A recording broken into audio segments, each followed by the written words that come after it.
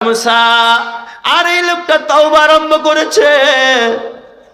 বারবার আকাশের দিকে তাকায়া মালিক রে আমার ডাক দিয়া গেল, দুনিয়ার কেউ আমার পাশে নাই, তুমি আমারে ফালায়া দিও না।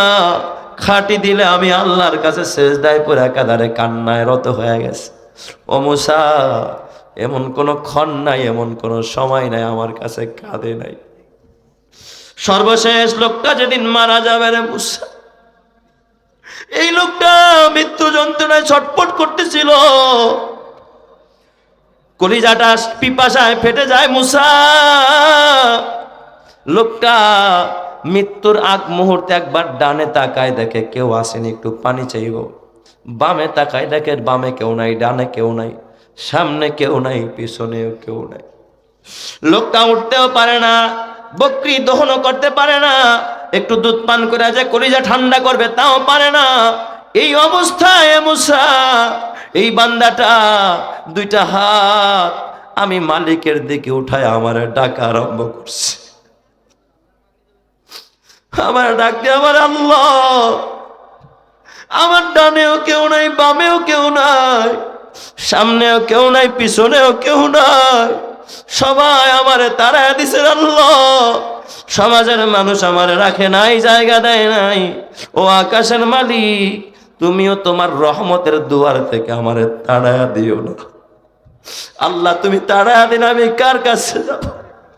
এ মুসা আমার কাছে মিনতি কইরা আমার যখন মাওলা কইরা ডাক দিছে, চোখের পানি ফালায়া আমি মাওলার কাছে যখন আশ্রয় চাইছে, ও যে তওবা করেছে মুসা, আর এই তওবা যদি গোটা বনি ইসরাইলের জন্য ও তওবা করতো আর ক্ষমা চাইতো, আমি গোটা বনি ইসরাইলের মানুষগুলোরে ক্ষমা করে দিতাম।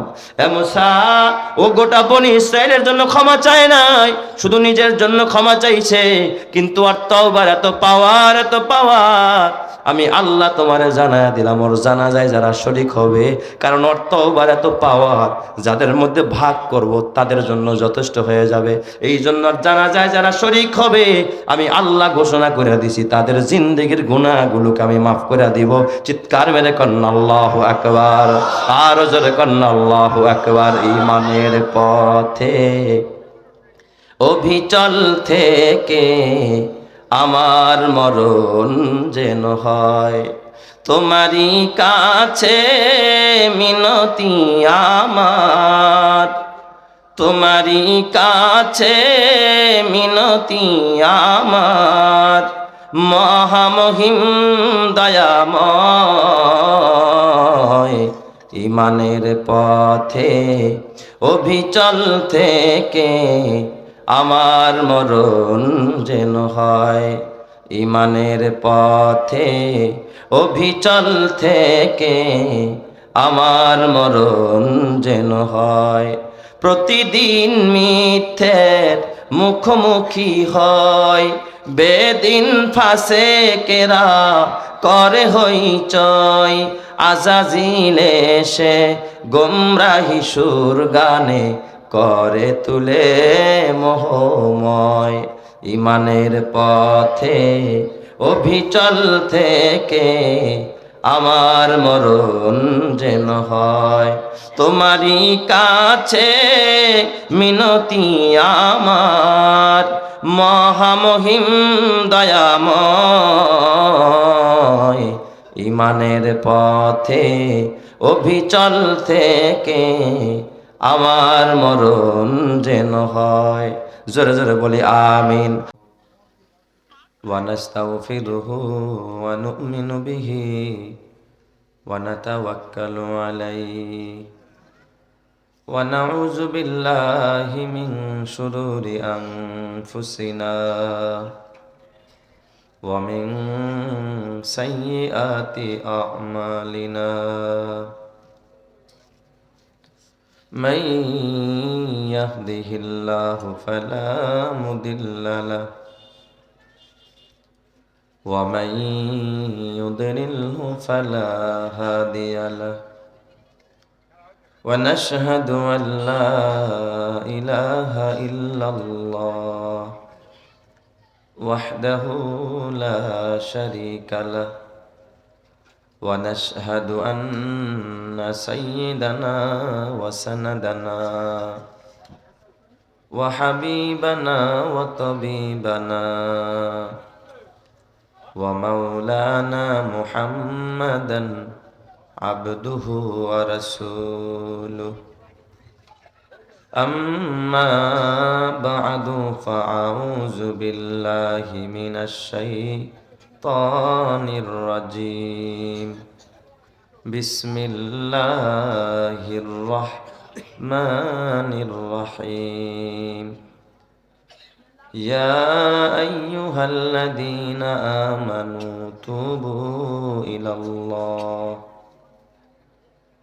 توبوا إلى الله توبة نصوحا عسى ربكم أن يكفر عنكم سيئاتكم ويدخلكم جنات تجري من تحتها الأنهار يوم لا يخزي الله النبي والذين آمنوا معه نورهم يسعى بين أيديهم وبأيمانهم يقولون ربنا أتمم لنا نورنا واغفر لنا إنك على كل شيء قدير آمنت بالله صدق الله مولانا العظيم وقال سيدنا رسول الله صلى الله عليه وسلم لا حسد إلا في اثنين رجل آتاه الله مالا فسلته على هلكته في الحق ورجل آتاه الله الحكمة فهو يقضي بها ويعلمها وصدق رسوله النبي الكريم ونحن على ذلك لمن الشاهدين والشاكرين والحمد لله رب العالمين محبতের সাথে দুরূদ শরীফ পড়ি اللهم صل على محمد وعلى آل محمد كما صليت على إبراهيم وعلى اللهم بارك على محمد وعلى آل محمد كما باركت على إبراهيم وعلى إنك حميد مجيد لا إله إلا الله لا إله إلا الله জোরে লা ইলাহা ইল্লাল্লাহ লা ইলাহা ইল্লাল্লাহ মা দর্দ জহাঁ গায়রে খুদা ইয়ার নাদারিম মা দর্দ জহাঁ গায়রে খুদা ইয়ার নাদারিম जुजियाद खुदा हिच देगर कार नदारिम जुजियाद खुदा हिच देगर कार नदारिम अल-अव्वल वल-आखिर वज़-ज़ाहिर हक़्क़ा अल-अव्वल वल-आखिर वज़-ज़ाहिर हक़्क़ा वल-बातिनु मौलाया वला क़ीला वक़ाला والباطن مولاي ولا قيل وقال لا إله إلا الله لا إله إلا الله جر لا إله إلا الله লা ইলাহা ইল্লাল্লাহ।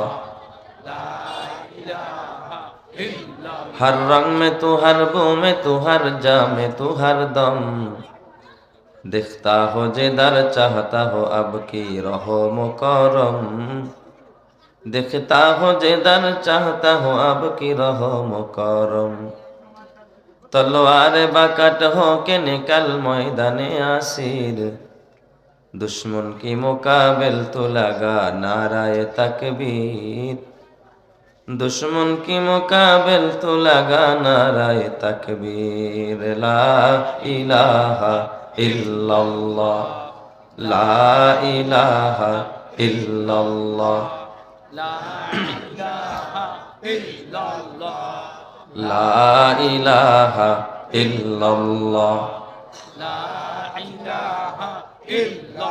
ला इलाहा इल्लल्लाह मुहम्मदुर रसूलुल्लाह सल्लल्लाहु अलैहि वसल्लम।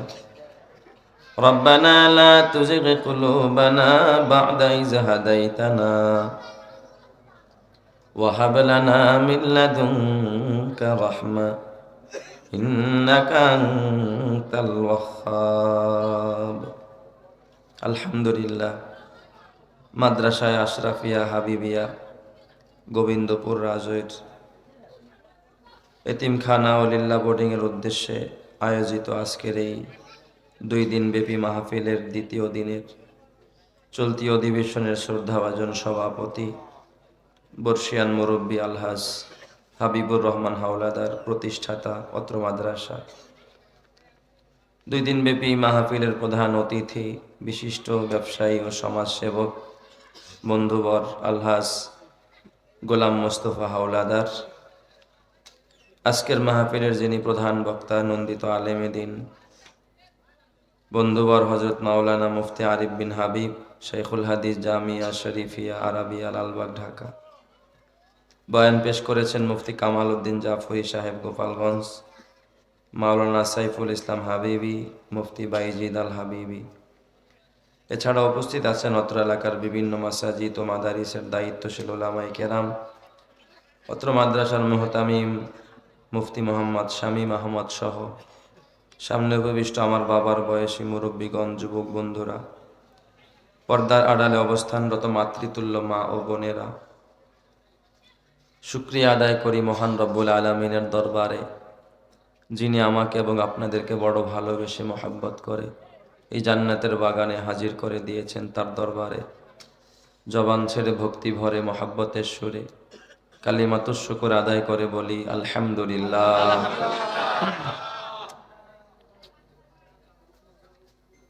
পবিত্র কোরআনুল কারীমের সূরা তাহরিমের 8 নং আয়াতে কারিমা তেলাওয়াত করেছি। নবীজির পবিত্র জবান মিশ্রিত এক টুকরা হাদিস পড়েছি। আল্লাহ তাআলা যদি তৌফিক দান করেন, তেলাওয়াতকৃত আয়াত এবং হাদিসের আলোকে সংক্ষিপ্ত আকারে কিছু কথা বলবো। আল্লাহ তাআলা যেন বলার পরে, শোনার পর, বুঝার পরে বলনেওয়ালা শুননেওয়ালা সবাইকে আমলের তৌফিক দান করেন। সকলেই বলি আমিন।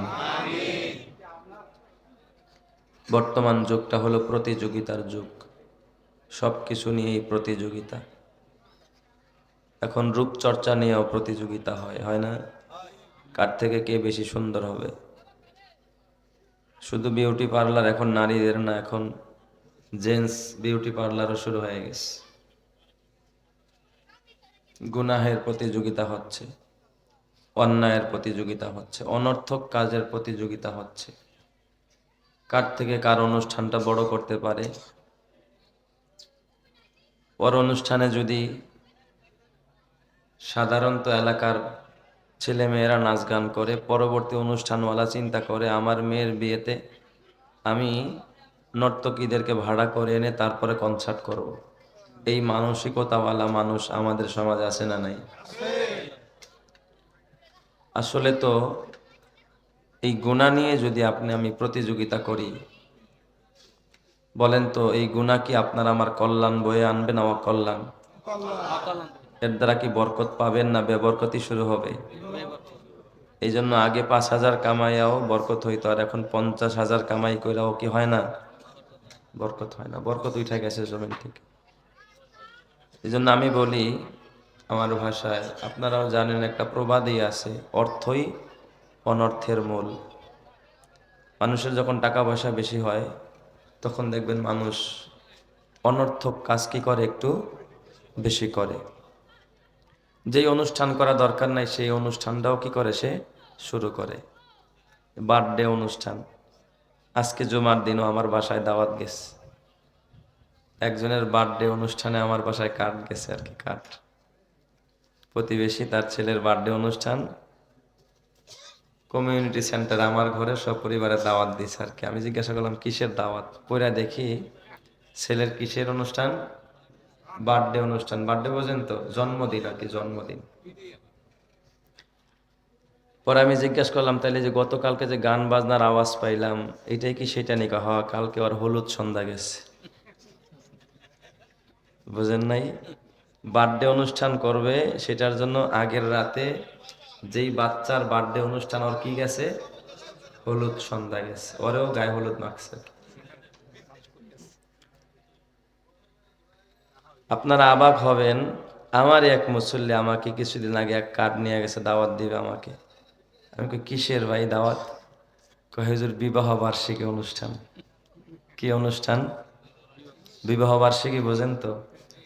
মানে ওই যে আমার কাকায় 50 বছর আগে বিয়ে করছে, যেই দিন যেই তারিখে বিয়ে করছেন ওই দিন আবার সেই বিবাহ অনুষ্ঠানটা কি করবে, পুনরাবৃত্তি আবার অনুষ্ঠান করবে আর কি। এই জন্য দাওয়াত দিয়া, সেখানেও গায়ে হলুদের অনুষ্ঠান হয়, সেখানেও নাচানাচি হয়। তার মানে অর্থ কি হয়ে গেছে তার জন্য, অনর্থের মূল হয়ে গেছে। আমি আরেকটা কথা বলি আমার ভাষায়, আপনারা বলেন কিনা জানি না, সুখে থাকলে ভূতে কিলায়, সুখে থাকলে ভূতে কিলায়। অথচ যদি তার ঘরে 3টা রোগী থাকতো, 2 ছেলে যদি বিপদে পড়ে যাইতো, সে বার্থডে অনুষ্ঠান কারে কয় আর বিবাহ বার্ষিকী কারে কয়, জীবনের নামও নিত না। এখন পোলা আমেরিকা থেকে টাকা পাঠায়, 3 ছেলে ব্যবসা করে, 2 হাত দিয়ে টাকা কামায়, আর এক ছেলে তো এসআই পুলিশের, ওর তো টাকার কোনো কি নাই, অভাবেই নাই। ডাইনেও কামায়, বামেও কামায়, সামনেও কামায়, পেছনেও কামায়। কারণ টাকা তো খরচ করার কি পায় না, জায়গা পায় না। পারে না যে নিজের মাথাটা কাটতে আবার নতুন করে অনুষ্ঠান করবো, ঠিক না ঠিক যারা কামে। এটা যদি সুযোগ থাকতো তাও করতো। অথচ এটা কি কোনো প্রতিযোগিতার জিনিস? এটা কোনো করার জিনিস? আল্লাহর রাসূল বলেছেন, কারোর সাথে যদি প্রতিযোগিতা করতে হয়, কারোর সাথে যদি হাসাদ করতে হয় যে আরে ও তো আগায় গেল, আমার আগাইতে হবে, তাহলে 2 জিনিস নিয়ে হাসাদ করো। সুবহানাল্লাহ, যেরকম সবাই নবীর হাদিস শুনেন, আল্লাহ হাসাদা ইল্লা ফি ইসনাইন। কয় 2 জিনিস ছাড়া কোনো ক্ষেত্রে হাসাদ করা যায় না, প্রতিযোগিতা করা যায় না। একটা হলো রজুলুন আতাহুল্লাহু মালান ফাসাল্লাতাহু আলা হালাকাতিহি ফিল হক।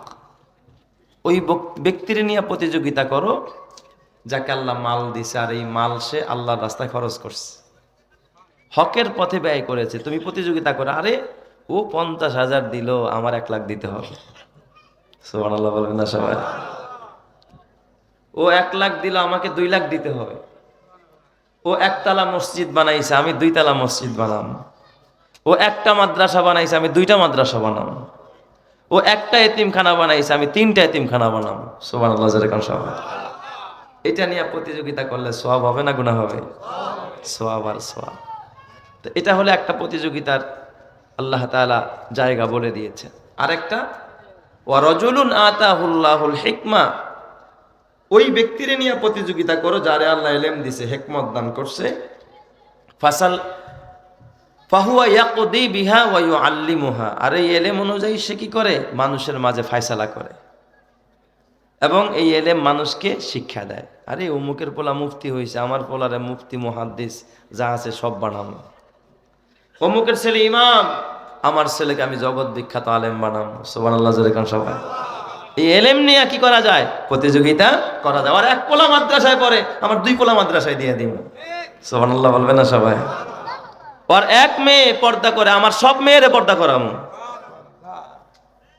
এটা নিয়ে প্রতিযোগিতা করা দরকার। ওর ছেলে কোরআন পড়তে পারে, আমার সব সন্তানগুলোরে কোরআন পড়া শেখামু।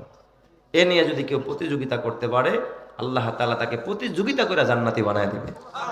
আর একটু জোরে বলেন সুবহানাল্লাহ। আর এখন আমাদের প্রতিযোগিতা চলে গুনাহ নিয়ে। আহারে কে কার থেকে বেশি গুনাহ করতে পারে, নাউজুবিল্লাহি মিন যালিক। আর এই গুনাহ যত সমাজে বেড়ে যাবে তত আযাব আর গজব, তত বিপদ বেবরকতি জমিনের মধ্যে তত শুরু হয়ে যাবে। কেন এত আযাব, কেন এত অশান্তি, কেন এত দুর্গতি, কেন এত নতুন নতুন বিপদ আপদ আমরা দেখতেছি, ফেস করতেছি, সম্মুখীন হচ্ছি? একটাই মাত্র কারণ, সমাজের মধ্যে গুনাহ বেড়ে গেছে। সবাই বলেন তো কি বাড়ছে? আর এখন গুনারে গুনাই মনে করে না। ফ্রি ম্যাচিং, এই যে ফ্রি ম্যাচিং এর নামে আবার অনেক ফ্রি মাইন্ড। কি মাইন্ড বলে? Free mind. মানে ছেলে আরেকটা মেয়েরে নিয়ে ঘরে ঢুকছে। গ্রামে আছে কিনা জানি না, আমি শহরের কথা বলছি। ছেলে তার গার্লফ্রেন্ড মানে মেয়ে বান্ধবী এটাকে নিয়ে বাসায় ঢুকছে। বলছে, আম্মু আমি তো আমার ওই বান্ধবীকে নিয়ে একটু বাসায় আসতেছি, তুমি একটু চা বসাও। মা চা বসাইছে, নুডলস পাকাচ্ছে। এরপরে ছেলে আর মেয়ে, ওই যে বয়ফ্রেন্ড আর গার্লফ্রেন্ড, তার ছেলের আরেকটা যুবতী মেয়েকে নিয়ে ঘরে ঢুকছে, ফষ্টি নষ্টি করতেছে। আর মা এদিক দিয়ে কি করতেছে? চা বসাইছে, নুডলস পাকাচ্ছে। এরপরে তাদের সামনে মেহমান রূপে পেশ করছে। বলেন এই অন্যায়কে, এই অবিচারকে, ব্যবিচারকে, এই ফ্রি ম্যাচিংকে মা এখানে প্রমোট করলো কিনা? মা সহযোগী হলো কিনা? এই মাও দায়ুস। এই মা কি বলেন? দায়ুস। আর দায়ুসুল্লাযী ইউকিররু ফি আহলিহিল খুবুস। দায়ুস বলা হয় ওই ব্যক্তিকে যে তার ঘরের মধ্যে খবাসাত জিয়ায়া রাখে, নোংরামি জিয়ায়া রাখে। এটা কি নোংরামি না? অথবা মেয়ে আর একটা ছেলে বয়ফ্রেন্ড, মা আমার একটা বন্ধু আছে আজকে আসবে বাসায়, আসতে চায় না মা, খুব লাজুক। কি কয়? খুব লাজুক। ওর বয়ফ্রেন্ড বলে খুব লাজুক, বিয়ে হয় নাই, শাদী হয় নাই, এই মেয়েটার সাথে আরেকটা বাসায় যায়, এই বয়ফ্রেন্ড কি খুব লাজুক। আম্মা চিন্তা করে, যাক ফ্রি ফ্রি একটা পোলা পেয়ে গেছি, যদি হয়ে যায় আর কি। বাস একেবারে চাইনিজের খাবার আইনা খাওয়াচ্ছে। বলেন যেই ঘরের ভিতরে এই সমস্ত নোংরামি চলে, কসম আল্লাহর, ওই ঘরের ভিতরে কোনোদিন খোদার রহমত আসতে পারে না। ঠিক না ব্যাটিং করে? এই গুনাহগুলো আমাদের সমাজ আছে না নাই?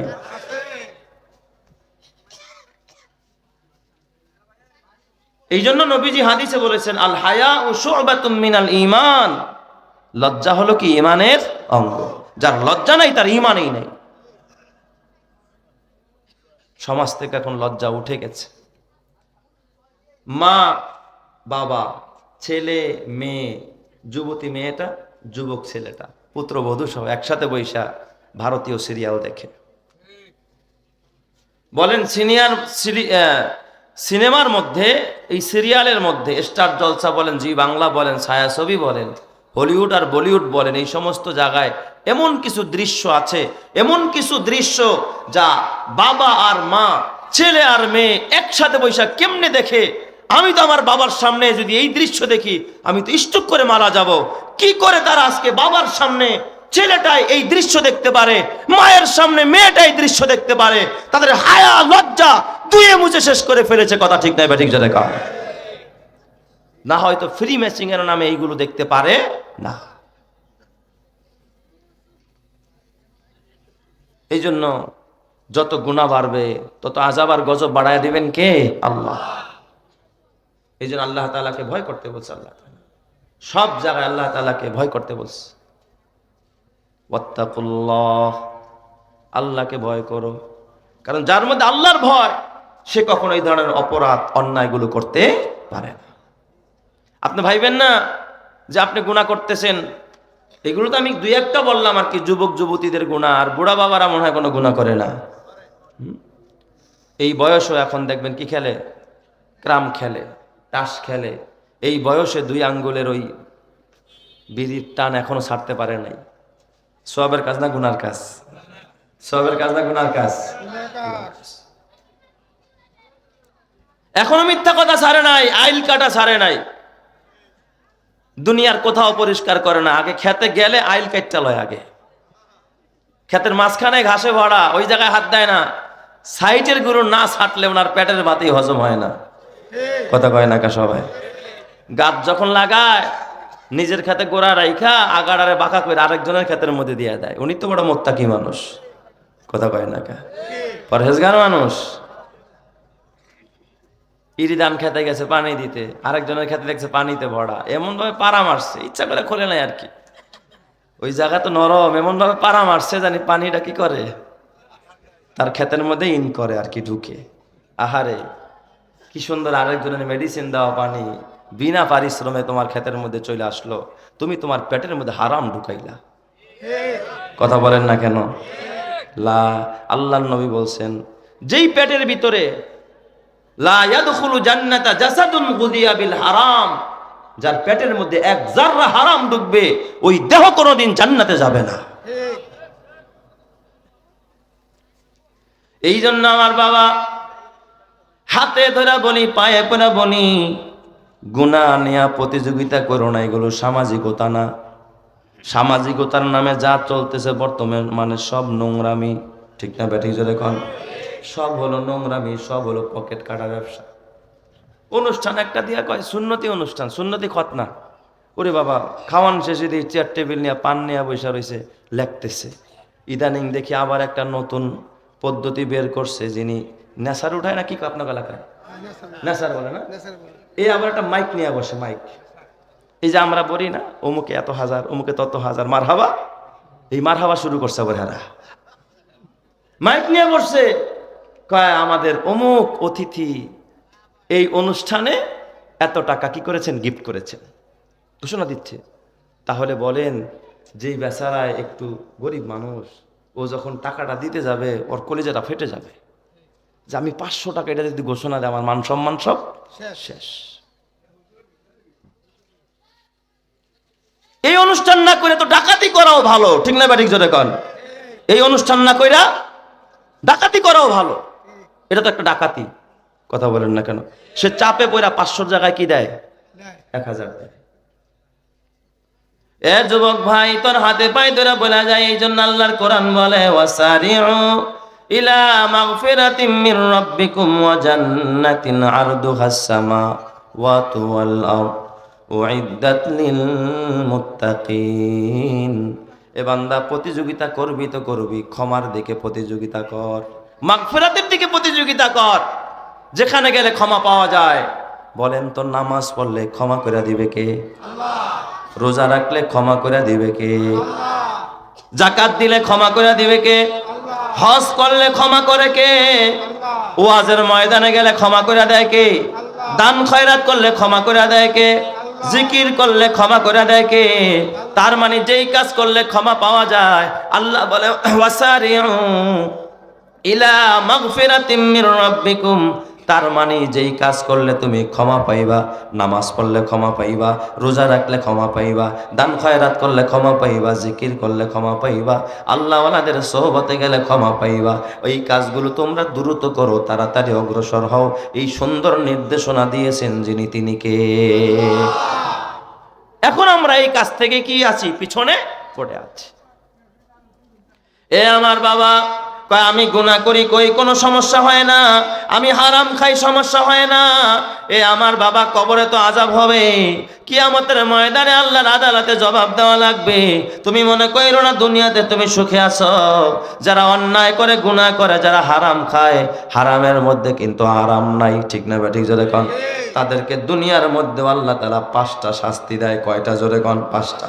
আপনি লেখা রাখেন, এই 5 শাস্তি আপনিও পাবেন যদি আপনিও গুনাহ করেন। এ যুবক ভাই, যৌবনের তাড়নায় গুনাহ কইরো না। ও ব্যবসায়ী ভাই, টাকার গরমে কখনো গুনাহ কইরো না। ও ক্ষমতাশীল ভাইয়েরা, ক্ষমতার দাপটে কখনো গুনাহ কইরো না। ও আমার পর্দানের মা, মা গো, রূপের মোহে মা, এই রূপ দ্বারা যৌবনের মোহে পড়ে কখনো অন্যায় করো না, গুনাহ করো না গো মা। মা গো, যদি গুনার কাজে হাত লাগাও, দুনিয়ার জীবনে তোমাকে 5টা শাস্তি দিবেন যিনি, তিনি কে? আল্লাহ কয় শাস্তি দিবে? 5টা শাস্তি দিবে, নগদ 5 শাস্তি।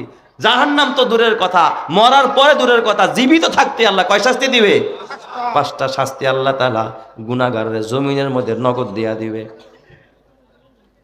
1 নম্বরের শাস্তি, আব্দুল্লাহ ইবনে আব্বাস রাদিয়াল্লাহু তাআলা আনহু বলেন, যারা বেশি বেশি গুনাহ করে, গোপনেও গুনাহ করে, ওপেনেও গুনাহ করে, দুনিয়ার কেউ দেখে না সে গুনাহ করে, ল্যাপের ভিতরে গিয়া গুনাহ করে, কম্বলের ভিতরে গিয়া গুনাহ করে, ফ্ল্যাটের দরজা লাগায়া গুনাহ করে, নাইট ক্লাবে গিয়া গুনাহ করে, চুপে চুপে তারপরে গুনাহ করে, যেই অবস্থায় গুনাহ করুক না কেন আল্লাহ তাআলা তাকে দুনিয়ার মধ্যে 5টা নগদ শাস্তি দিবে। 1 নম্বরের শাস্তি হলো সাওয়াদান লিল ওয়াজহি, তার চেহারাটাকে আল্লাহ তাআলা কালো বানায়া দিবে। চেহারা কি হয়ে যাবে? কালো। এক গুনাহগার, চোর, বাটপার, সিটার, ওকে দেখলেই বোঝা যায় এটা চোর, বাটপার, সিটার। ক্রিম মাখা লাগে, হ্যাঁ, পার্লারে যাওয়া লাগে, ওকে জেন্টস পার্লারে যাওয়া লাগে না, ক্রিম মাখানো লাগে না। চরমানের মরহুম পীর সাহেব ফজলুল করিম রহমাতুল্লাহ আলাইহি, উনি কিন্তু একজন কালো মানুষ, প্রকৃত একজন কি মানুষ? দেখছেন হুজুরে, কেউ দেখছেন? মরহুম পীর সাহেব হুজুরে দেখছেন নাকি? আমি তখন ছোট, তখন আমি ঢাকা শহরে পড়াশোনা করি। এ আমার বাবা ওই বাইতুল মুকাররমের এক ঘেটে এক প্রোগ্রামে আল্লাহর ওলি, উনি তখন আছে শাইখুল হাদিস সাহেব সহ, এই আন্দোলনে ওনারা দুজনই নেতৃত্ব দিতেছিলেন। আমিও সেই মজলিসের মধ্যে ছিলাম। আমি একবার ফজলুল করিম রহমাতুল্লাহ আলাইহি, একজন কালো মানুষ, এই রৌদ্রের মধ্যে কালো মানুষ, ওনার চেহারাটার দিকে যখন তাকাইলাম, আমি তাকায় দেখি মনে হয় যেন আসমানের নূর ওনার চেহারার মধ্যে ঝলমল করতেছে। সুবহানাল্লাহ। আল্লাহওয়ালাদের মেকআপ মাখা লাগে না। কারণ কি? কারণ হলো আল্লাহওয়ালারা সিজদা দেয়, আল্লাহওয়ালারা তার মালিকের কদমে সিজদা দেয়। এই যে সূর্য যে আলো পায়, সূর্যের কিন্তু ভিন্ন কোনো আলো নাই। আমেরিকা সূর্যের আলো দেয় না, আমেরিকা থেকে চার্জ নেয় না, রাশিয়া থেকে নেয় না, ভারত থেকে নেয় না। আল্লাহর নবী ডাক দেয়া কয়, সূর্যটা কোথায় যায় জানোনি? সাহাবায়ে কেরাম বললেন, নবীজি জানি না। কয়, সন্ধ্যা হলে সূর্যটা মালিকের কদমে সিজদায় পড়ে যায়, মালিকের কদমে সিজদা দিয়া মালিকের কদম থেকে চার্জ নেয়। সুবহানাল্লাহ বলবেন না সবাই? মালিকের কদম থেকে চার্জ নেয়। আল্লাহু নূরুস সামাওয়াতি ওয়াল আরদ, আসমান জমিনের একমাত্র নূর আর আলো যিনি, তিনি কে? আরো জোরে বলতে হবে, তিনি কে? আল্লাহ। আল্লাহর কদমের নূর, ওই নূর পাইছে সূর্য, সেজদা দিয়া চার্জ নেয়া পরের বেলায়, পরের দিন দিনের বেলায় ওই সূর্য আলো দেয়, সূর্য থেকে চন্দ্র আলো নেয়। ওই চন্দ্রের আর সূর্যের আলোর কারণে গোটা পৃথিবীতে সব কিছু জীবন ফিরে পায়। যদি সূর্য না উঠতো, সূর্যের আলো না উঠতো, একটা ঘাসও জমিন থেকে উৎপন্ন হতো না। তাহলে বোঝা গেল ওই চার্জ হওয়ার পরে সূর্য এত আলো পায়। কসম আল্লাহর মুসলমান, সূর্যর কিন্তু চেহারা নাই, সূর্যর কিন্তু নাক নাই, সূর্যর কান নাই, সূর্যর জবান নাই। ব্যাটারি চেনেন না আপনারা? ব্যাটারি, মোবাইলে ব্যাটারি আছে না? আচ্ছা, এই ব্যাটারি, মোবাইল তো কথা কয় কিন্তু ব্যাটারি কথা কয়? আর চোখ কান নাক আছে? মোবাইলের তো কোনো রকম চোখ কান নাক আছে, একটা দিয়ে কথা যায়, একটা দিয়ে বের হয়, আছে না? কিন্তু বলেন ব্যাটারির কোনো চোখ কান আর নাক আসেনি। কিন্তু চার্জ কি মোবাইলে হয় না ব্যাটারিতে? কথা হয় না? চার্জ হয় কোথায়? ব্যাটারিতে।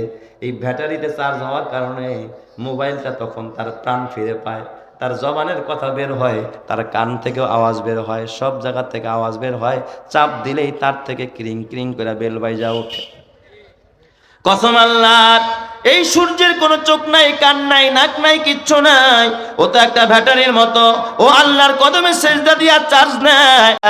এ আমার বাবা, একটা সূর্য, তার চোখ নাই, তার কান নাই, তার হাত নাই, তার পা নাই, বলার ক্ষমতা নাই, ধরার ক্ষমতা নাই, দেখার শক্তি নাই, বুঝার মতো মস্তিষ্ক নাই। কিন্তু আশরাফুল মাখলুকাত, এই মানব জাতির চোখ আছে, কান আছে, নাক আছে, ধরতে পারে, বলতে পারে, এ বাবা চাইতেও পারে, বুঝতেও পারে।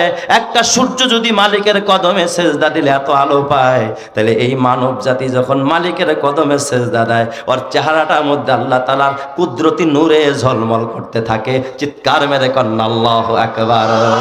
হর লাহজা হে মুমিন কি নাই শান নাই আন, हर लहजा है मोमिन की नई शान नई आन, गुफ्तार में किरदार में अल्लाह की बुरहान, गुफ्तार में किरदार में अल्लाह की बुरहान, गफ्फारियों कफ़ारियों कुद्दूस व जबरूत, ये चार अनासिर हो तो बनता है मुसलमान, ये चार अनासिर हो तो बनता है मुसलमान, उल्फत में बराबर के वफा हो के जफा हो, हर चीज़ में लज्जत है अगर दिल में मज़ा हो, हर चीज़ में लज्जत है अगर दिल में मज़ा हो।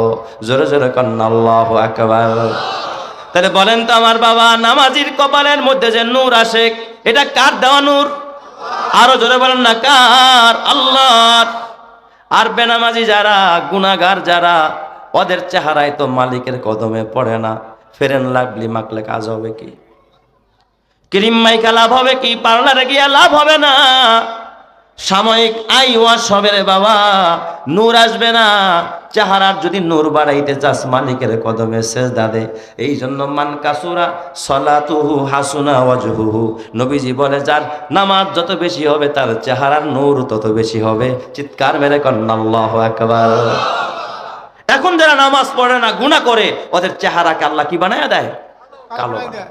দেখবেন গুনাহগার পাপী যত টাকার মালিকই হোক, মনে হয় যেন মাত্র 5টা খুন করে আইছে। ঠিক না বেঠিক? যদি কোন মনে হয় যেন মাত্র 5টা খুন করে তারপরে আসছে। চেহারার মধ্যে কোনো নূর থাকে না। 2 নম্বরে আল্লাহর নবী বলেন, আল্লাহর নবী সাহাবী আব্দুল্লাহ ইবনে আব্বাস বলেন, ওয়া যুলমাতান ফিল কলবি, তার অন্তরটাকে আল্লাহ কালো বানায়া দেয়। যারা গুনাহ করে, এই অন্তরে কোনো আলো থাকে না, অন্তরটা কালো হয়ে যায়। তার কাছে ভালো ভালো মনে হয় না, মন্দ মন্দ হয় না। ভালোরে মন্দ কয়, মন্দরে খারাপ কয়, আছে না নাই? আরো জোরে কান আছে না নাই? সাদারে ওরা কালো কয়, কালোরে ওরা সাদা কয়। যারা ভালো মানুষ তাকেও গালি দেয়, মোল্লার দল বইলা কাঠ মোল্লা কয়া গালি দেয়। এদেরকে জঙ্গিবাদ বলে গালি দেয়, এদেরকে কাঠমোল্লা বলে গালি দেয়, এদেরকে সমাজের বোঝা বলে গালি দেয়। আর যারা দুর্নীতি করে, যারা অন্যায় করে, যারা পাপ করে, ওদেরকে সমাজের ভালো মানুষ বলে স্বীকৃতি দেয়। বুঝতে হবে ওর জন্মের ঠিক নাই। কথা ঠিক কিনা? ওর অন্তরটা কালো হয়ে গেছে, অন্তরের মধ্যে অন্ধকার। এই জন্য ওই আলো নাই, এই জন্য ভালো মন্দ বুঝে না। জুলমাতান ফিল কলবি, অন্তর কালো হয়ে যায় গুনাহ করলে। গুনাহ করলে কি কালো হয়? অন্তর কালো হয়। ওয়াজ ভালো লাগে না, হুজুররা কত কথাই তো কয়, দূর এইগুলো শোনার টাইম আছে আমাকে? আছে না নাই? চার দোকানে বৈশা বৈশা বড় বড় ডায়লগ দেয়। জুলমাতান ফিল কলবি, অন্তর কালো হয়ে যায়। 3 নম্বর আব্দুল্লাহ ইবনে আব্বাস বলেন, ওয়াহানান ফিল বাদানি, ওর দেহটা বড় দুর্বল হয়ে যায়।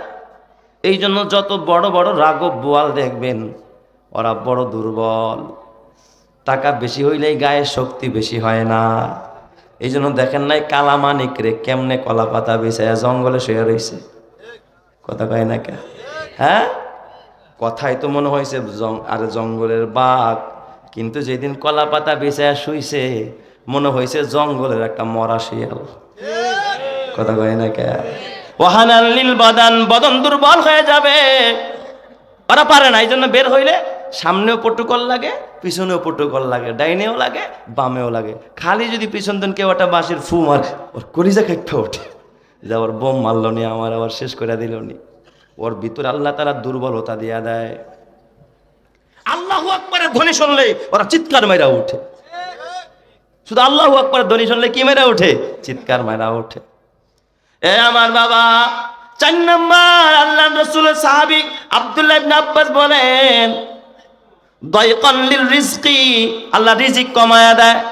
যত গুনাহগার, যত পাপী, কোটি কোটি টাকা দুর্নীতিবাজ, কোটি কোটি টাকা কামাই করছে অন্যায়ভাবে, ওই মানুষটার দেখবেন রিজিক একেবারে কি হয়ে গেছে? শেষ হয়ে গেছে, সংকীর্ণ হয়ে গেছে। ডাক্তার বলছে ভাত খাইতে পারবেন না, রুটি খাইবেন তাও 1 পিস, ভাত খাইবেন তো মাইপা 1 কাপ, আছে না নাই? আল্লাহ আবার রিজিক শেষ করে দিছে। কি করবি সোনালী ব্যাংকের টাকা দিয়া, কি করবি রূপালী ব্যাংকের টাকা দিয়া? আহারে, এমন ভাবে তাদের হালাত হয়েছে, মন হয় যেন এর থেকে রাস্তার একটা মুসিকেও ভালো দেখা যায়। কথা ঠিক কিনা? টাকার পাহাড় করেছে, সম্পদ তাকে কি দিতে পারে নাই? শান্তি দিতে পারে না, রিজিক শেষ করে দিয়েছে। 5 নাম্বার, অবুকদান ফি কুলুবিল খালক, মাখলুকের অন্তরে তার প্রতি বিদ্বেষ তৈরি হয়, মানুষ তারা দেখতে পারে না। ধরেন একজন দুর্নীতিবাজ বড় নেতা, সামনে গেলে কয় এ স্যার, জি স্যার, বস, বস ছাড়া কথা কয় না। একা একা যখন হয় কি একজনের জায়গায় কিরিহার কাছে চোর বাটপার, এই বাটপারে এতটুকু না করলে তো আমাকে সাইজ করবে, এই ভয়ে খালি সামনে সামনে গিয়া কি করি, সার সার করি, এটা কই সেটা কই। আসলে অগোচরে দেখবেন ওর কর্মীরাই ওরে 1000টা গালি দেয়। কথা ঠিক কিনা? কেউ ওরে দেখতে পারে না। এ আমার যুবক ভাই ও বুড়া বাবা, বেজার হইও না, রাগ করো না, এই জন্য গুনাহ করা যাবে না বাবা। আল্লাহ তাআলা ডাক দিয়া কয়, এই দুনিয়ার গুনাহগারকে আল্লাহ ডাক দিয়া কয়, ইয়া আইয়ুহাল্লাযীনা আমানু তুবু ইলাল্লাহ, হে দুনিয়ার মানুষেরা, ইমানদারেরা, তোমরা খাঁটি দিলে আল্লাহ তাআলার কাছে তওবা করো, গুনাহ থেকে ফিরে আসো। যদি তোমরা তওবা করতে পারো তোমাদের লাভ কি হবে জানোনি? আল্লাহ তাআলা বলে 2টা লাভ হবে। 1 নম্বরের লাভ, আসা রাব্বুকুম আইয়ুকাফিরা আনকুম সাইয়্যাতিকুম, আল্লাহ অচিরেই তোমাদের জিন্দেগীর তামাম গুনাহগুলোকে মাফ করে দিবে। সুবহানাল্লাহ। তওবা করলে গুনাহ মাফ করে দেয় কে? শুধু গুনাহ মাফ করবে তা না, আল্লাহ তাআলা বলেন ওয়ায়ুদখিলাকুম জান্নাত, অচিরেই তোমাদেরকে এমন এক জান্নাতে প্রবেশ করাবো, তাজরি মিন তাহতিহাল আনহার, যেই জান্নাতের নিচ দিয়া নহর প্রবাহিত আছে, দুধের নহর, মধুর নহর, শরাবের নহর, পানির নহর। চিৎকার মেরে কন্না আল্লাহু আকবার। আমি ওই নহর বিশিষ্ট জান্নাতের মধ্যে তোমাদের প্রবেশ করাবো। এরপর আল্লাহ কাইয়াউমালা ইউখজিল্লাহুন নাবিয়্যা, ওই দিন আমি কোন নবীর বেইজ্জত করব না এবং কোন ইমানদারকে আমি বেইজ্জত করব না। নূরুহুম ইয়াসআ বাইনা আইদিহিম, তাদের চেহারার সামনে আলো আর আলো। নূরুহুম ইয়াসআ বাইনা আইদিহিম ওয়া বিআইমানিহিম ইয়াকুলুনা রাব্বানা আতমিম লানা নূরানা ওয়াগফির লানা ইন্নাকা আলা কুল্লি শাইইন কাদির। তারা বলবে, আল্লাহ আমাদের নূরকে তুমি পরিপূর্ণ করে দাও, তুমি তো একমাত্র সর্বময় ক্ষমতার মালিক। বলেন তো ক্ষমতার মালিক যিনি, তিনি কে? আরো জোরে বলেন না, তিনি কে? তাহলে আমরা সবাই গুনাহগার, তওবা করা দরকার আছে না নাই? এ আমার বাবা, তওবা কিন্তু মুখে মুখে করলে হবে না। তওবা কবুল হওয়ার জন্য কিছু শর্ত আছে। 1 নম্বরের শর্ত হলো তওবা করতে হবে আল্লাহর জন্য। তওবা করব কার জন্য? লোক দেখানি তওবা আল্লাহ পছন্দ করে না। মানুষকে দেখানোর জন্য তওবা করলে হবে না। তওবা করতে হবে কার জন্য? আল্লাহর জন্য। সুবহাবার কাফ তওবা বরলাব দিল পুরা যাও কে গুনা, সুবহাবার কাফ তওবা বরলাব দিল পুরা যাও কে গুনা, মাসিয়াতেরা খন্দামি আয়াত বর ইস্তেগফারে মা। মুখে বলে আস্তাগফিরুল্লাহ আস্তাগফিরুল্লাহ, কিন্তু দিলের মধ্যে আছে গুনাহের মহব্বত, আর দুনিয়ার মহব্বত, আর অন্যায়ের প্রতি লালসা। এরকমের কিছু মানুষ সমাজ আছে না নাই? খবরদার, তসবিহ হাতে নিয়ে পয়সা রয়েছে, টেবিলের নিচ দিয়া টাকা নেয়, এরকমের স্বভাবের আছে না নাই? না পাইলে ভূমি অফিসে গিয়া দেখেন, যদি আপনারা খুঁজে না পান কোথায় গেলে পাইবেন? ভূমি অফিসে যায় দেখেন, পাবেন। আমি স্বচক্ষে দেখছি। এ যুবক ভাই ও বুড়া বাবা, এই জন্য আল্লাহর জন্য তওবা করা। 2 নম্বর, এই গুনার উপরে নাদামাত, লজ্জিত হওয়া। আল্লাহ বড় অন্যায় করে ফেলেছি, আল্লাহ লজ্জিত হয়ে গেছি, আল্লাহ শর্মিন্দা হয়েছি, নিজেকে মিটায়া দেওয়া, নিজেকে ছোট মনে করা, ছোট ভাবা। 3 নম্বর, এই গুনাহকে বর্জন করে দেওয়া, ছেড়ে দেওয়া। 4 নম্বরের শর্ত হলো ভবিষ্যতে এই গুনাহ আর পুনরায় না করা। এক নম্বরে বলছি আল্লাহর জন্য তওবা করা, 2 নম্বরে বললাম লজ্জিত হওয়া গুনার উপরে, 3 নম্বরে গুনাহকে ছেড়ে দেওয়া, 4 নম্বরে গুনাহটা পুনরায় না করার প্রত্যয় ব্যক্ত করার, কোনোদিন গুনাহ করব না। 5 নম্বরের শর্ত হলো আল্লাহ এটা যদি কোনো বান্দার হক সম্বলিত গুনাহ হয় তাহলে বান্দার হক বান্দারে পৌঁছায়া দেওয়া। ঠিক না বেটা? ইজারা কর মানুষের হক মাইরা এরপর আল্লাহর কাছে তওবা করলে কোনো ফায়দা হবে না। এ আমার বাবা মুসা কালিমুল্লাহ জলিল কদর পয়গম্বর মুসা আলাইহিস সালাম, একদিন আল্লাহ তাআলা মুসারে ডাক দেখো, ও মুসা কই আছো, জলদি যাও। মুসা রে অমুক মরুভূমিতে যাও, জঙ্গলে যাও, ওখানে আমার এক ওলি মারা গেছে, আমার এক আবেদ ইন্তেকাল করেছে। ও মুসা তাড়াতাড়ি যাও, তুমি গিয়া সেখানে পয়গাম্বরি হাত দিয়া তারে গোসল দাও। ও মুসা নিজের হাতে কাফনের কাপড় পরাও, নিজে তার খাটে চড়াও, নিজে তার জন্য কবর খনন করো, নিজের হাতে কবরে নামাও, আর বনি ইসরাইলদেরকে নিয়ে ওই লোকটার জানাজা আদায় করো। চিৎকার মেরে কন্যা আল্লাহু আকবার। মুসা নবীকেই নির্দেশ দিয়েছেন কে? আল্লাহ। মুসা নবীর সাথে ডাইরেক্ট কথা বলেন কে? আল্লাহ। মুসা নবী আর দেরি নাই, তাড়াতাড়ি কইরা সেই মরুভূমি জঙ্গলের মধ্যে গিয়া দেখে এক আল্লাহর বান্দার নিথর দেহটা, একটা মরা লাশ ওই মরুভূমির মধ্যে পড়ে আছে। মুসা পয়গম্বর গোসল দিলেন, কাফন পরালেন, খাটে চড়ালেন। আল্লাহ ডাক দেখো, মুসা আমার এই ওলির জানাজা একা একা মরুভূমির মধ্যে পড়লে হবে না রে মুসা, এই লাশটা নিয়ে বনি ইসরাইলের কাছে যাও, লোকালয়ে যাও। লোকালয়ে গেলেও হবে না রে মুসা, গোটা বনি ইসরাইলের মাঝে ঘোষণা দাও, আমার এই ওলি বান্দা, আমার এই পছন্দের বান্দার জানাজাটা যে পড়বে, তুমি মুসা কালিমুল্লাহ ঘোষণা দিয়ে দাও, এই বান্দার জানাজায় যে শরীক হবে তার অতীত জিন্দেগীর সমস্ত গুনাহ আমি আল্লাহ তারে মাফ করে দেব। সুবহানাল্লাহ। মুসা নবী তো বড় অবাক, হাইরে এটা কেমন ওলি, যেই ওলির জানাজায় শরীক হইলে কি হয়ে যাবে? গুনাহ মাফ হয়ে যাবে। জানাজায় গেলে লাভ আছে না নাই? সওয়াব আছে না নাই? আছে। মুসা নবীকে একটা ভিআইপি অফার দিয়েছে, মুসা তুমি যা তোমার বনি ইসরায়েলকে বলবা এই ব্যক্তির জানাজায় যে শরীক হবে আমি আল্লাহ তার সব গুনাহ মাফ করে দিব। সুবহানাল্লাহ। মুসা আলাইহিস সালাতু ওয়াস সালাম কাফন পরালেন, গোসল দিলেন, খাটে উঠাইলেন, খাটিয়াটা নিয়া বনি ইসরায়েলের কাছে লোকালয়ে চলে গেলেন। কাফন পরানো, কাফন মোড়ানো লাশ। মুসা নবী দাঁড়ায় বলেন, বনি ইসরায়েলেরা, ও আমার উম্মতেরা, একটা ঘোষণা শুনে যাও, এই লোকটা বড় আল্লাহর ওলি, আল্লাহ তাআলা আমারে জানায়া দিছে, এই লোকটার জানাজায় যারা অংশগ্রহণ করবে, তার জানাজার নামাজ যারা পড়বে, আমার আল্লাহ তার জিন্দেগীর সমস্ত গুনাহ মাফ করে দিবে। সুবহানাল্লাহ। আয় খুজ দিলুস কি আয় ইলাহি,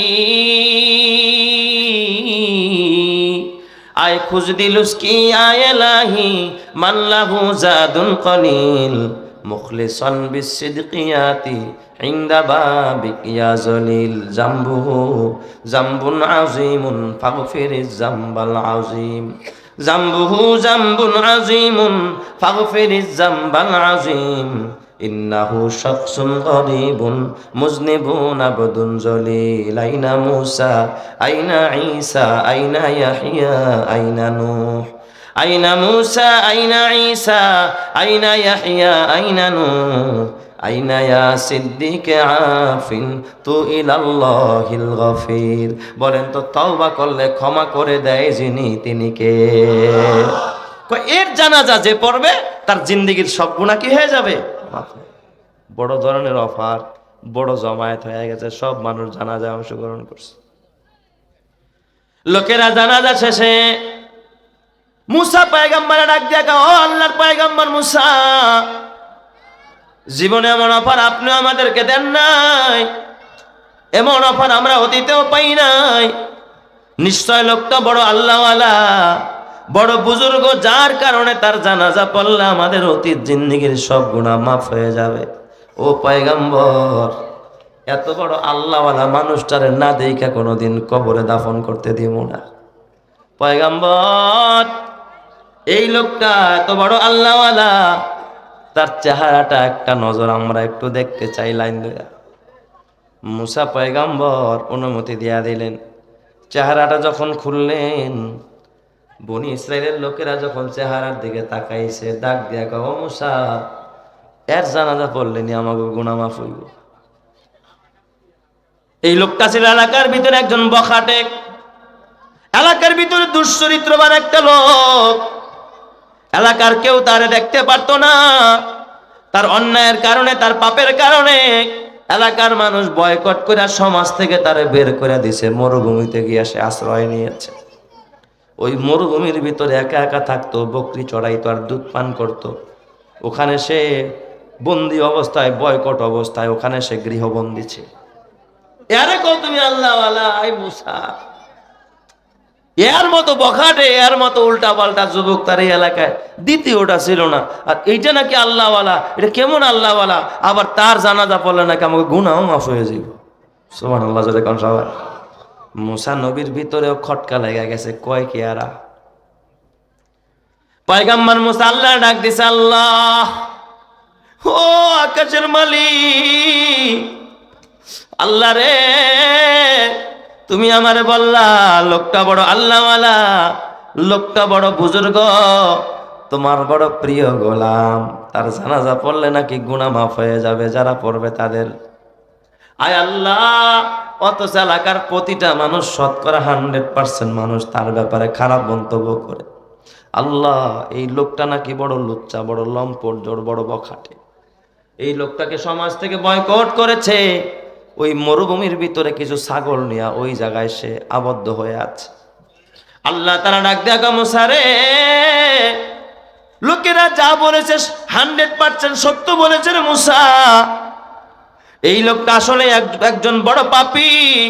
এমন কোন পাপ নাই যেই পাপটা এই যুবকটা, এই লোকটাই জমিনের মধ্যে করে নাই।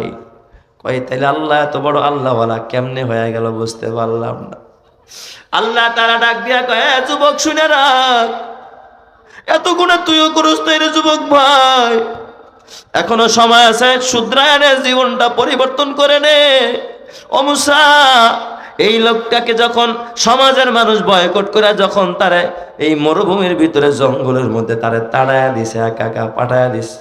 কিছু ছাগল বকরি ছিল, এইগুলোরে দিনের বেলায় ঘাস খাওয়াইতো। আর এই বকরি থেকে যে দুধ হইতো, ও মুসা, এই দুধগুলো দহন করে শুধুমাত্র মরুভূমির মধ্যে এই বান্দাটা পান করত। খায়া না খায়া একটু দুধ পান করে করে জঙ্গলের মধ্যে কাটাইস। মুসা, আর এই লোকটা তওবা আরম্ভ করেছে। বারবার আকাশের দিকে তাকায়া, মালিক রে, আমার ডাক দিয়া গেল, দুনিয়ার কেউ আমার পাশে নাই, তুমি আমারে ফালায়া দিও না।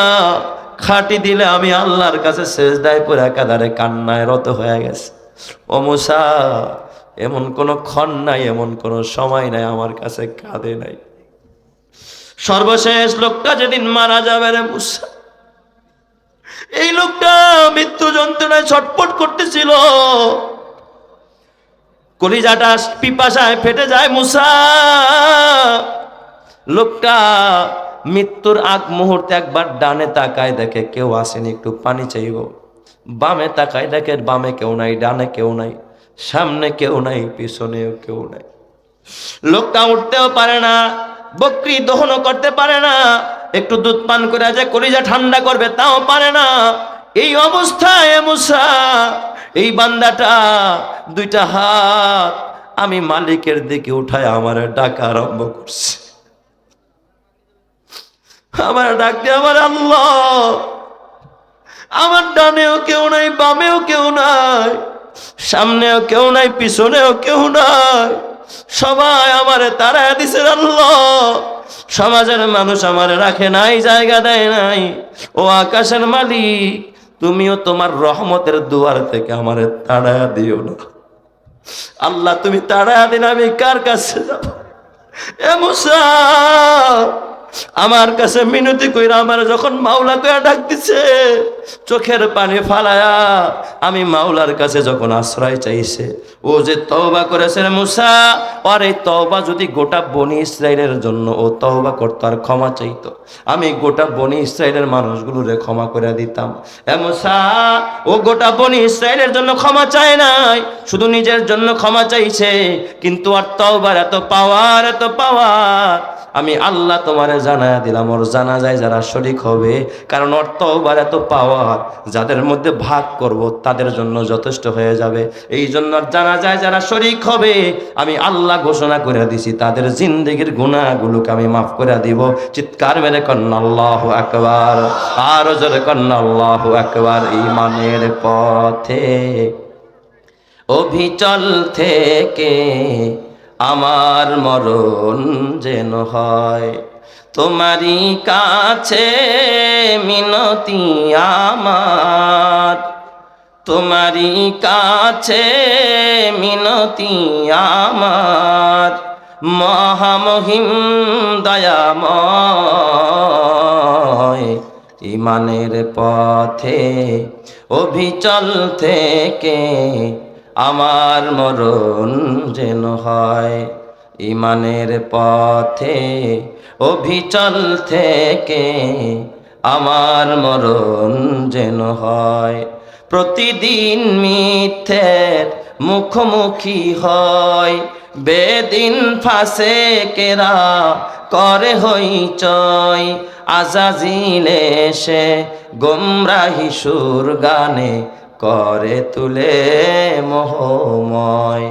ঈমানের পথে অভিচল থেকে আমার মরণ যেন হয়, তোমারই কাছে মিনতি আমার, মহামহিম দয়াময়। ঈমানের পথে অভিচল থেকে আমার মরণ যেন হয়। জোরে জোরে বলি আমিন। আল্লাহ তুমি কবুল করো, জোরে কানা আমিন। তাহলে মালিকের কাছে ক্ষমা চাইলে ক্ষমা করেন কে? আরো জোরে বলেন, ক্ষমা করে দিবেন কে? এ বাবা, বুঝো নাই, না বুঝা গুনাহ করেছো, ঘরটারে সিনেমার হল বানাইছো, ঘরের মধ্যে গুনাহ হয়, বাসার মধ্যে গুনাহ হয়, পকেটের মধ্যে গুনার মোবাইলটা ঢুকায় গুনাহ করতেছে। এখন থেকে তওবা করো আর নিয়ত করো, আল্লাহ গুনার পথে পয়সা খরচ করব না, টেলিভিশনে পয়সা খরচ করব না, ডিশেল লাইনে টাকা দিব না, আয় আল্লাহ এমবিআর ওই ধরনের নেট কিনা তারপরে কোনো গুনাহ করব না। আল্লাহ আজকে থেকে আমি রহমতের নেটওয়ার্ক কিনবো। আল্লাহ মরার আগে আমি একটা মসজিদ বানায় কবরে যাব, একটা মাদ্রাসা বানায় কবরে যাব, আলেমের খেদমত করে কবরে যাব, নবীর ওয়ারিস ওয়ারাসাতুল আম্বিয়াদের খেদমত করে কবরে যাব। আল্লাহর নবী বলেছেন হাদিসের মধ্যে, শুনেন কথাটা মনোযোগ দিয়ে, নবী বলেন ইন্না লিল্লাহি আহলিনা মিনান নাস, জমিনে আল্লাহর কিছু পরিবার আছে, আল্লাহর কিছু মেহমান আছে। সাহাবায়ে কেরাম বলেন মানহুম ইয়া রাসূলুল্লাহ, ওগো নবীজি ওই পরিবার কারা? নবীজি বললেন হুম আহলুল কোরআন আহলুল্লাহি ওয়া খাসাতুহু, যারা কোরআন পড়ে আর পড়ায় ওরা হলো আল্লাহর মেহমান, ওরা আল্লাহর বিশেষ ব্যক্তি। সুবহানাল্লাহ জলে কোন সবাই।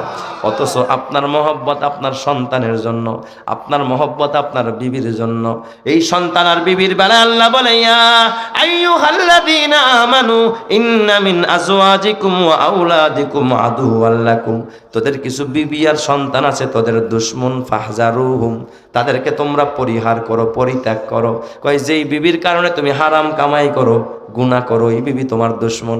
যেই ছেলে মেয়ে তোমারে গুনাহ করতে বাধ্য করে, ওই ছেলে মেয়ে তোমার দুশমন। এই জন্য হতে পারে তোমার ছেলে জাহান্নামে যাওয়ার কারণ হবে, তোমার মেয়েটাও জাহান্নামে যাওয়ার কারণ হবে, তোমার জান্নাতে যাওয়ার কারণ হবে মসজিদ আর মাদ্রাসা, আলেম ওলামারা। বাবা একটু চিন্তা করে দেখো, তোমার দাদাই যে মারা গেছে, বলো তুমি ছেলে হইয়া তোমার বাবার জন্য তুমি কয়দিন কেঁদেছো, কয়দিন কেঁদেছো, কয়দিন হাত তুলে দোয়া করেছো। অথচ এই মসজিদ আর মাদ্রাসায় এমন কোনো দোয়া নাই যেই দোয়ার মধ্যে বলেন আল্লাহ এলাকাবাসীরে তুমি মাফ করে দাও। আলেম ওলামারা সবসময় দোয়া করে, এরা তোমার আপনজন। এ আমার বাবা, কারে খাওয়াও, কারে দাও, তুমি তো জানো না। ওলি থাকে এই মাদ্রাসাগুলোতে, ওলি থাকে, আমি জানি এমনও মাদ্রাসা আছে একজন ওস্তাদের বেতন মাত্র 9,000 টাকা, ওই ওস্তাদের সন্তান হলো 5 জন, মাত্র 9,000 টাকা বেতন পায়। 9,000 টাকা বেতন পায়া 5টা সন্তান লালন পালন করা কি সহজ না বড় কঠিন? 5টা সন্তান, মাস শেষে ঘর ভাড়া দিবে না, খানা খাবে, ভালো কিছু কিনতেও পারে না, ভালো কিছু খাইতেও পারে না। ওই মানুষটা এই সামান্য অর্থ রোজগার কইরা এ বাবা নিজের জন্য ভালো কোনো পোশাক কেনে না, সন্তানের জন্য পারে না, মা বাবার হক আদায় করতে পারে না, মাঝে মাঝে অর্ধাহারে অনাহারে দিন কাটায়। এরপরেও দেখবেন ওই মানুষটা এ বাজান রাতের বেলায় কিন্তু তাহাজ্জুদ মিস করে না। রাতের বেলায় তাহাজ্জুদ পড়া মালিকের কদমে কাঁদে, আল্লাহর কাছে কাঁদে, আল্লাহর কাছে কাঁদে, তারপরও কোনোদিন অকৃতজ্ঞ হয় না, নাফরমানি করে না। অথচ তোমার সংসারে টাকার অভাব নাই, পয়সার অভাব নাই, জীবনের না খায়া থাকো নাই, তারপরও মালিকের শুকরিয়া আদায় করো না।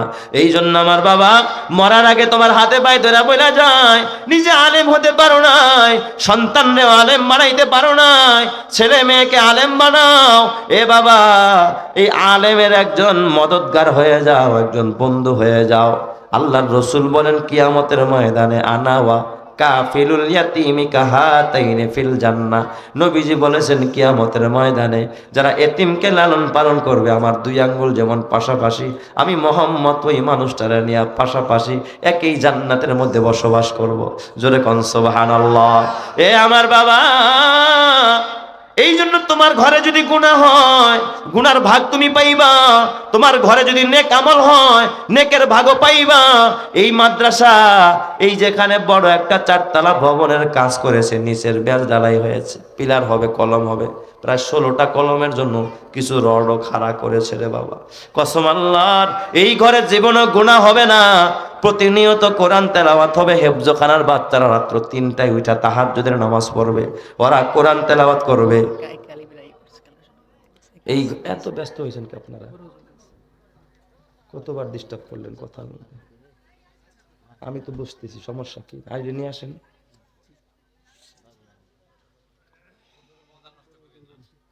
আরে ভাই আমি বুঝি না, আমরা কি সেইগুলো আরে বিন হাবিব 3 ঘন্টা বসে থাকবো, সমস্যা কি?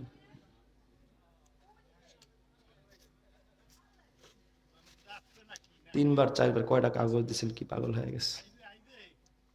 চলে আসছে আর কি, তাহলে ছেড়ে দিব আর কি? আমি এত ডিস্টার্ব করার দরকার ছিল আমাকে বারবার? আমি তো শেষ করতেছি, আমি 11টার থেকে 1 মিনিট আমার যাবে না। কেন আপনারা পাগল হয়েছেন তাহলে? তখন যদি উনি 1 মিনিট দেরি করে, আমি কিন্তু বসে মাইক ধরে রাখলাম, ছেড়ে দিন কিন্তু তখন।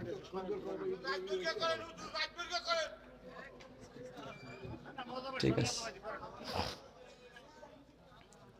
একটা মানুষের মন মানসিকতা থাকে না, একটা দিল একদিকে মাইলান হইলে পিছন থেকে পিছু টান দিলে আর ওই দিলটা থাকে না, ওই আকর্ষণটাও থাকে না, নষ্ট হয়ে যায়। 2টা চিঠি আসছে, এরপর আবার ওনার মুখে বলা লাগতেছে। আমরা তো একদিন 3টা 4টা করে মাহফিল করি, বুঝি না এগুলো আমরা। আমার 10 মিনিটের মধ্যে শেষ হয়ে যেত এখন কথাটা, কিন্তু উনি সব বন্ধ করে দিল আমাকে আর কি। আল্লাহ তুমি মাফ করো, সবাই বলি আমিন। আমি এখন কি বলতেছিলাম, নিজে হারায় গেছি। যাই হোক, এই ভবনের জন্য 16টা কলম দাঁড়াইছে। আপনাদের কাছে আমার একটা অনুরোধ, এখানে কোরআন তেলাওয়াত হবে, সেজদা হবে, নামাজ হবে। যদি কেউ পারেন একটা কলমের জন্য 20,000 টাকা কে দিতে পারবেন একটু নিয়ত করেন, হিম্মত করেন, সাহস করে যে হুজুর আমি একটা কলম বাবদ 20,000 টাকা আমি দান করব। কে পারবেন একটু হাত তুলে ওয়াদা করেন। তার জন্য আমি দিল থেকে কলিজা থেকে দোয়া করব। আল্লাহ তাআলা 20 কোটি টাকার বরকত দিবে, ডান হাতে আমলনামা দিবে। আল্লাহ তাআলা তার পিতা মাতাকে মাফ করে জান্নাতি বানাবে। জোরে কান আমিন। কে পারবেন ভাই একটু হাত তুলে ওয়াদা করেন? আসেন দেওয়ার মতো কোনো ভাই? মাশাআল্লাহ, নারায়ে তাকবীর, নারায়ে তাকবীর। আয় আল্লাহ, এই মাদ্রাসার সভাপতি সাহেব, আয় আল্লাহ উনি 20,000 টাকা দিবে, মাওলায় পাক তুমি কবুল করে নাও। হাবিবুর রহমান হাওলাদার ভাই 20,000 টাকা দেবে। আল্লাহ তুমি নেক হায়াত দাও, মনের আশা পূর্ণ করে দাও। আল্লাহ তুমি জান্নাতের মালিক বানায় দাও। জোরে কান আমিন। আরেকজন ভাই কে পারবেন 20,000 টাকা? বলেন ইনশাল্লাহ, বলেন ভাই বলেন। আল্লাহর ঘরের জন্য, নবীর ঘরের জন্য। ওরে কোরআন পড়ো, কিতাব পড়ো, ওলি আল্লাহর লেখা। ওরে কোরআন পড়ো, কিতাব পড়ো, ওলি আল্লাহর লেখা। দুই নয়নে যায় না দেখা, ওই কপালের লেখা। ওই কপালে কি লেখা